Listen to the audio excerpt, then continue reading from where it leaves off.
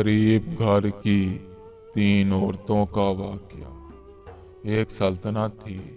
उस सल्तनत में राजा की जगह वजीर ने सदारत संभाली हुई थी।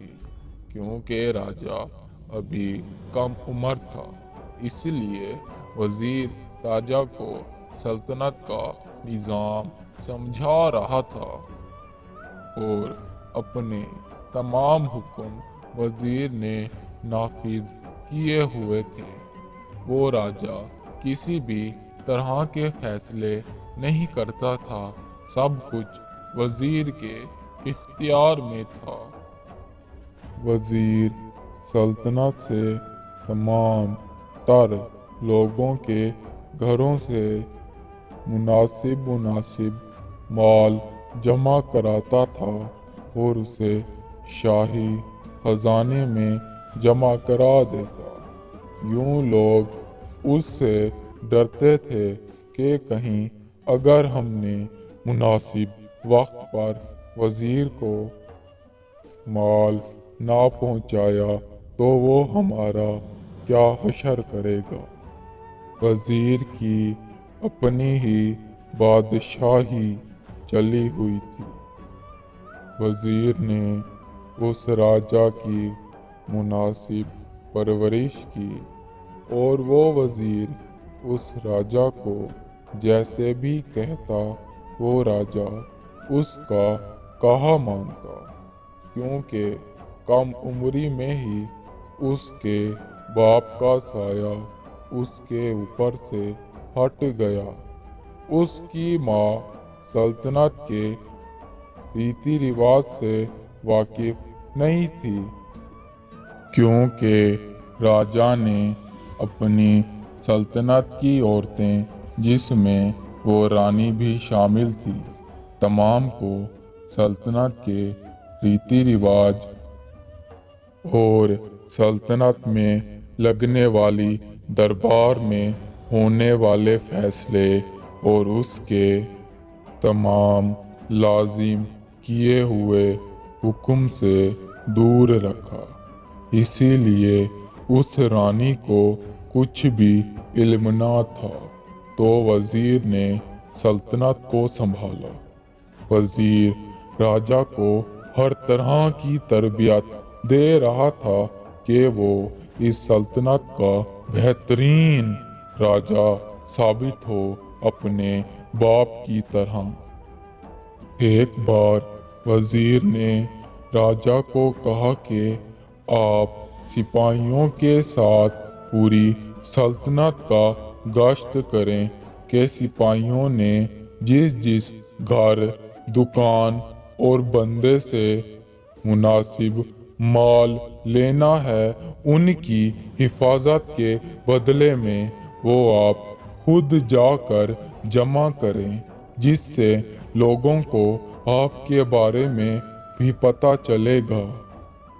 फिर राजा अपनी अवाम से मुनासिब माल लेने लग गया। उनकी हिफाजत के बदले अवाम वजीर के डर से चुप थी। वो राजा को चुपचाप उतना माल देती जा रही थी बिना किसी सवाल जवाब के।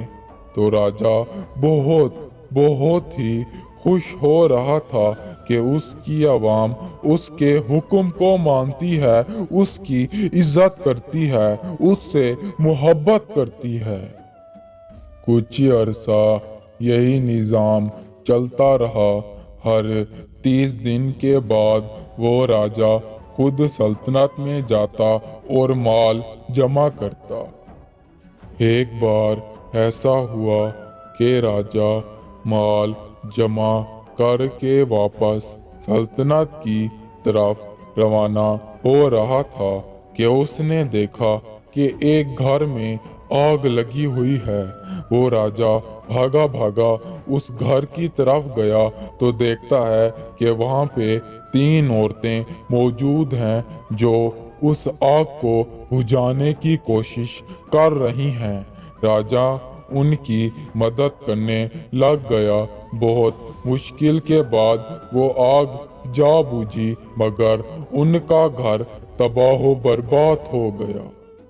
वो 3 औरतें राजा को बद्दुआ देने लग गईं कि जिस तरह तुमने हमारे घर को बर्बाद किया, हमारा आशियाना उजाड़ डाला, इसी तरह तेरी भी जिंदगी बर्बाद हो जाए।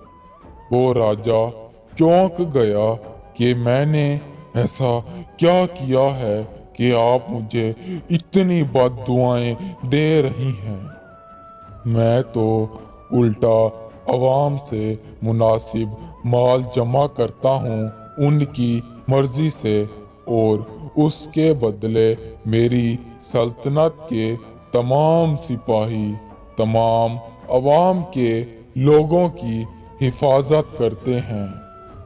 तब उन औरतों ने कहा कि ए जालिम राजा, बता, जो कोई मुनासिब माल ना जमा करा सके तो तू उसके साथ ऐसा करेगा, उसे जलील करेगा, उसके घर को जला देगा और उनकी इज्जत को तार तार करेगा। राजा बहुत चौंक गया, ये कहते हुए कि मुझे किसी भी बात का कोई इल्म नहीं है। मैं तो अभी सल्तनत पर तख्त नशीन भी नहीं हुआ। अवाम के अच्छे से खुद को तैयार कर रहा हूँ कि कल को जब मैं राजा बनूं तो किसी भी अवाम के नुमाइंदे को परेशानी का सामना ना करना पड़े।